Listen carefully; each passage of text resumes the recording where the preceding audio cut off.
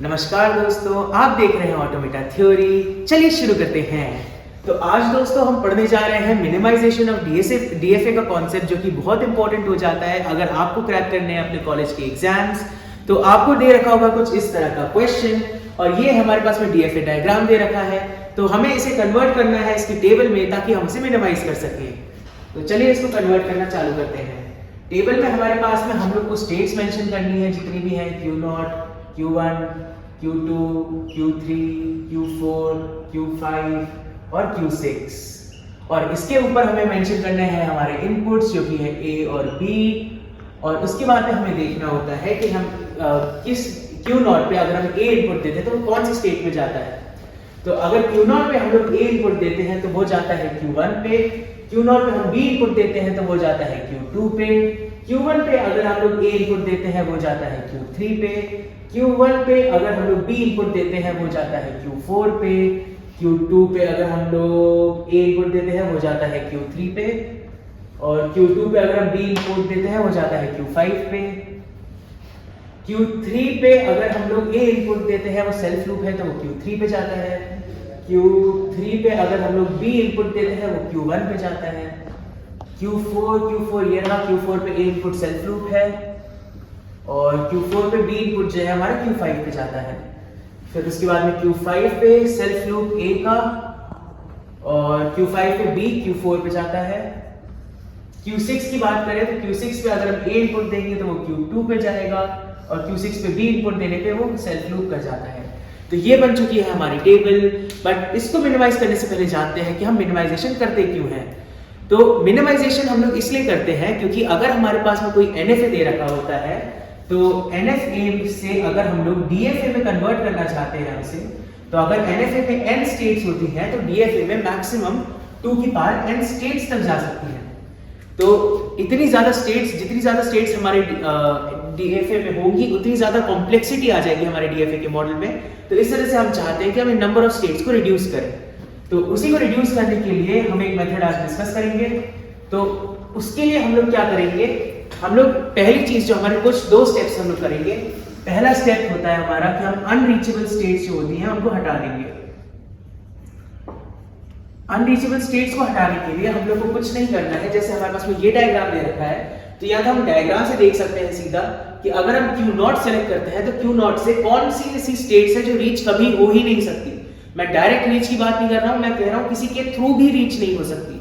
Let's say हमें Q0 से Q1 reach हो सकता है, हाँ हो सकता है।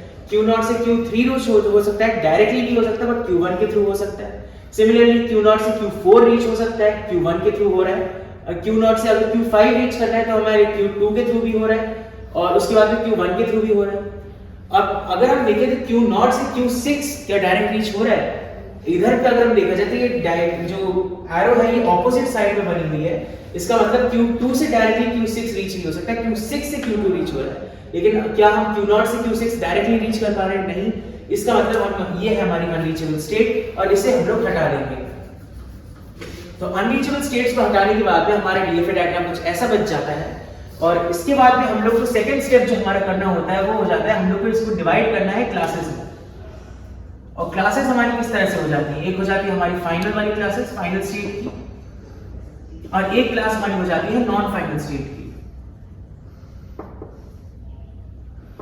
तो अब इस टेबल से हम लोग देखेंगे कि कैसे हम लोग फाइनल और नॉन फाइनल स्टेट में डिवाइड करते हैं। जो हमारी इनपुट क्लास होती है उसको तो हम लोग इस तरह से एरो से मेंशन कर सकते हैं। जहां जहां पे भी हमारी फाइनल स्टेट्स है उनको एक गोला बना देते हैं। तो Q3 पे गोला बन गया, Q4 पे गोला बन गया, Q5 पे गोला बन गया। अब ये जो गोले वाली स्टेट्स हैं इनको एक साथ लिख लो। तो लेट्स से बचे हुए को एक साथ लिख लो, और Q6 तो बिकॉज हमारे अनरीचेबल है तो उसको हम हटा चुके हैं। तो एक बार लिख लो Q0, Q1, Q2, और दूसरी बार में लिख लेते हैं Q3, Q4 और Q5। तो ये हमारे दो सेट्स बन चुके हैं। अब हमें क्या करना होता है, इसमें एक छोटा सा कॉन्सेप्ट है, बहुत छोटा सा, बहुत प्यारा सा, कि अगर हम Q0 को लेते हैं तो अगर Q0 के साथ हम लोग पेयरिंग बनाएंगे इस स्टेट के अंदर। जैसे हमने पहली पेयर बनाई Q0 और Q1 की, तो Q0 Q1 की पेयर बना के हमने चेक किया कि अगर इसमें हम A और B दोनों इनपुट्स देते हैं तो जहां पे वो रीच करते हैं, क्या वो सेम सेट के अंदर है वो दोनों के दोनों? भले वो ये वाला सेट हो सकता है या ये वाला सेट हो सकता है, लेकिन वो सेम सेट के अंदर होने चाहिए। तो लेट्स से Q0 Q1 हमने लिया, A इनपुट देने पे वो जाता है Q1 Q3 में, तो Q1 तो इसमें है लेकिन Q3 ऑपोजिट दूसरे वाले सेट में है। तो हमें अगर कभी भी ऐसी चीज होती है कि हमारे पास में दो डिफरेंट सेट में जा रहे होते हैं, तो हम उन्हें सेपरेट कर देते हैं। तो इधर में हम लोग लिख देते हैं Q0, इधर में हम लोग लिख देते हैं Q1। अब हमने इन्हें सेपरेट कर दिया, इनको मैंने क्लोज नहीं किया क्योंकि इसमें और भी एलिमेंट्स आ सकते हैं। और क्या हमें इन दोनों पे B का चेक करने की जरूरत है? नहीं। अगर किसी एक पे भी दोनों अलग स्टेट में आ जाते तो हम उन्हें अलग कर देंगे, हम दूसरे इनपुट्स चेक नहीं करेंगे। तो Q0 Q1 का पेयर बनाया था, अगला पेयर बना लेते हैं Q0 Q2 का। Q0 Q2 का पेयर बनाया तो क्या देखते हैं कि हम A जाने पे Q1 Q2 आता है, तो चलो Q1 Q2 तो हमारे सेम सेट में है। B पे क्या आता है? Q2 Q5, तो Q2 तो इधर है लेकिन Q5 इधर है, तो हम लोग को Q1 और Q0 और Q2 को भी अलग करना होगा। तो मैं अभी Q0 से अलग करना है हमें Q2 को, लेकिन क्या Q2 को हम लोग सेपरेट स्टेट में डालें? हाँ डाल सकते हैं, बट एक स्टेप के बाद। अभी के लिए हम लोग इस Q2 को इसी सेट में ऐड करेंगे, फिर इसके बाद में हम लोग चेक करेंगे Q1 और Q2 का। अगर ये लोग भी अलग अलग आते हैं तो तीनों को हम अलग में डालेंगे, अदरवाइज इसको एक जगह रहने देंगे, इन दोनों को एक जगह। तो Q1 Q2 की अगर हम देखते हैं, इन दोनों का अगर हमने सेट बनाया तो A आने पे Q3 Q2 आता है, तो ये दोनों अलग अलग सेट में है। तो गलत हो गया, सॉरी दोस्तों, यहाँ पे मैंने 3 को मतलब 3 लिखा था बट वो 2 के जैसा लग रहा था, इस वजह से थोड़ी सी गलती होगी। तो हाँ, अगर हम लोग Q1 और Q2 को चेक करते हैं तो Q1 और Q2 A की इनपुट जाने पे Q3 पे लाया करता है और Q3 इधर आ गया तो सेम ग्रुप हो गया। अब Q1 Q2 B पे आने पे Q4 और Q5 पे जा रहा है, तो Q4 और Q5 ये दोनों भी सेम सेट में है, तो हम लोग इन दोनों को सेपरेट नहीं करेंगे। तो लेट्स से हमारे पास में ये हमारा सेट 1 था, ये हमारा सेट 2 था। अब इस सेट 1 को हमने दो सबसेट्स में डिवाइड कर दिया, लेट्स से सेट 1 1 और सेट 1 2। अब ये सेम चीज हम लोग करेंगे फाइनल वाले सेट के साथ में, जहां पे हमारे पास Q3 Q4 Q5 है। तो Q3 Q4 और Q5 की अगर हम बात करते हैं तो Q3 A इनपुट जाने पे Q3 पे जाता है, और नहीं अगर हम पेयर लेते हैं, लेट्स से Q3 और Q4 का हम लोग पेयर लेते हैं, तो A इनपुट जाने पे Q3 Q4 पे जाता है, तो ये दोनों सेम सेट में है। B इनपुट पे Q1 Q5 पे जाता है, जो कि सेम सेट में नहीं है, तो हमें Q3 और Q4 को अलग करना पड़ेगा। तो मैंने यहाँ Q3 लिख लिया, यहाँ मैंने Q4 लिख लिया। फिर हम लोग पेयर बनाते हैं लेट्स से Q3 और Q5 का। तो Q3 Q5 पे पेयर बना के पता चलता है कि अच्छा A पे जाने पे Q3 Q5 सेम सेट आ गए, B पे जाने पे Q1 और Q4 पे जा रहे हैं, ये दोनों वापस से अलग अलग सेट में है, तो हमें इसको भी अलग करना पड़ेगा, मतलब Q3 को Q5 से अलग करना पड़ेगा। तो अभी के लिए मैंने इसे इस सेट में डाल दिया। अब हमें चेक करना है Q4 और Q5 को। अगर Q4 और Q5 अलग अलग होता है तो हम इन्हें तोड़ सकते हैं। तो Q4 और Q5 की बात करें तो Q4 A इनपुट पे Q4 पे जाता है, Q5 पे और Q5 पे, तो ये दोनों सेम सेट में है। B इनपुट पे भी Q5 और Q4 पे जाता है, तो सेम सेट में, तो हम इन्हें और अलग नहीं करेंगे। तो ये हो जाता है हमारा S21 और S22। तो ये सेट्स के बाद में हमारे पास में ये एक टेबल हमारे पास में आ जाती है। तो अब हमारे पास में 4 सेट्स आ चुके हैं। तो अब इसको हम लोग एक और बार चेक करेंगे फर्दर, ताकि क्या पता इसको और तोड़ा जा सकता है या नहीं। तो अगर हम लोग लेट्स से ये तो सिंगल सेट्स है, तो इनको तो और क्या ही चेक करें। अगर हम Q1 Q2 की बात करते हैं तो Q1 Q2 को वापस से हम देखते हैं। अगर Q1 और Q2 पे अगर हम A इनपुट देते हैं तो हमारे पास में आता है Q3। क्या Q3 और Q3 एक सेट में है? हाँ, Q3 एक सेट है। और उसके बाद अगर हम B देते हैं तो Q4 और Q5 आ रहा है। क्या Q4 और Q5 एक ही सेट में है? हाँ, एक ही सेट में है। तो इसको मतलब हम तोड़ नहीं सकते फर्दर। फिर हम लोग Q4 Q5 की बात करते हैं तो Q4 Q5 को A देने पे क्या हम Q4 Q5 पे आ रहे हैं और दोनों सेम सेट में हाँ है। B देने पे भी Q4 Q5 आ रहा है, सेम सेट में है हाँ। तो ये जो है ये हमारा फाइनल हमारे सेट्स की लिस्ट बन जाती है।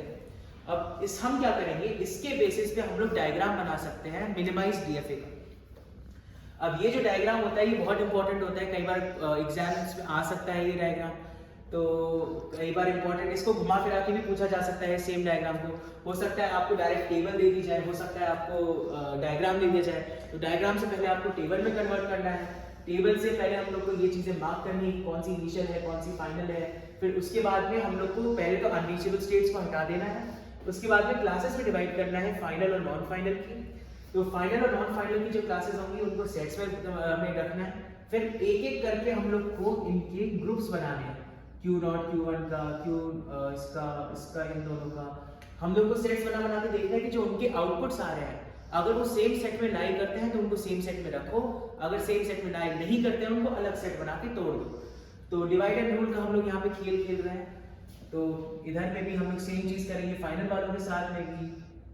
तो ये हमने ऐसे कुछ बना दिए, 3 सेट्स बना दिए, उसको भी हमने चेक कर लिया। अब जब हमारे पास में ये चीज आ जाती है, जब ये फाइनल चीज हमारे पास में आ जाती है, इसका मतलब हमारा क्वेश्चन डन है।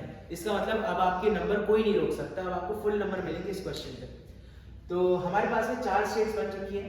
अब लेट्स से हमारे पास में Q0 को हमने एक स्टेट बना दिया और ये आ जाएगा हमारा Q1 Q2। तो ये 2 स्टेट्स हैं इंडिविजुअली, बट यहाँ पे हम डायग्राम बनाते टाइम पे इसे एक स्टेट कंसीडर करेंगे। फिर हमारे पास में आ जाती है Q3, तो हमने Q3 बना दिया। फिर एक स्टेट हमारे पास में आ जाती है Q4 Q5। तो ऐसा क्वेश्चन आने पे अब मैं चाहता हूं कि इसमें से मेरे को पता चले कि कौन सी फाइनल स्टेट है, कौन सी इनिशियल स्टेट है। तो इसी के लिए मैंने यहाँ पर आपको मार्क करवाया था कि यहाँ मार्क कर लो कौन सी इनिशियल है कौन सी फाइनल है, क्योंकि यहाँ पर हम लोग को उसी का कॉन्सेप्ट लगाना है।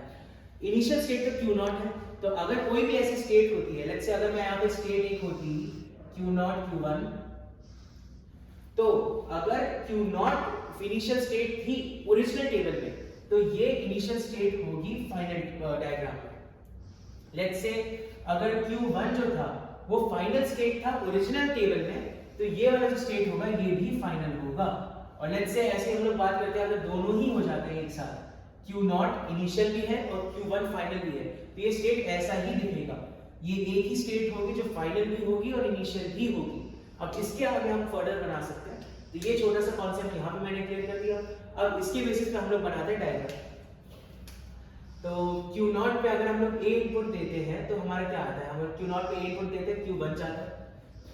अच्छा हाँ सॉरी, इस पर पहले तो इसको फाइनल बना लेते हैं। तो हमारे पास फाइनल स्टेट सी 3 Q3 Q4 Q5। अब जहां पे भी Q3 Q4 Q5 आपको दिख रहा है आपको फाइनल डिक्लेयर कर दो। तो Q3 जो आ गया हमारा ये फाइनल हो गया, Q4 Q5 का हमारा ये फाइनल हो गया। क्या Q1 Q2 फाइनल है? नहीं है, तो इसको हम लोग ऐसे ही रखेंगे। Q0 हमारा इनिशियल स्टेट हो गया, तो ये हमने से इनिशियल स्टेट बना लिया। अब अगर हम Q0 की बात करें तो Q0 पे अगर हम A इनपुट देते हैं तो Q1 जाता है, ठीक है। अब Q0 पे अगर हम B इनपुट देते हैं तो Q2 जाता है, तो A, B हम दोनों ही मान सकते हैं, यहाँ पे Q2 जा रहा है। और अगर हम Q1 की बात करें तो Q1 पे अगर हम A इनपुट देते हैं तो Q3 जा रहा है। ये मैं इस वाली टेबल से ही ले रहा हूँ चीजें, मैंने इसकी स्टेट्स अलग बना दी बट मैं टेबल से ये वाली चीजें ले रहा हूँ। अब ध्यान देना कैसे मैं इसमें वैल्यूज चेंज कर रहा हूँ उसको। तो Q1 पे अगर हम A इनपुट देते हैं तो Q3 जा रहा है, तो Q1 पे हम लोग A इनपुट देंगे तो Q3 जाएगा। Q1 पे हम लोग B इनपुट देंगे तो Q4 जाएगा। Q1 पे हम लोग B इनपुट देंगे तो Q4 जाएगा, तो मतलब B इनपुट देंगे फाइनल स्टेट हमारी रीच हो जाएगी। फिर उसके बाद में Q3 Q4 की बात आ गई। फिर हम लोग आ जाते हैं Q2 पे।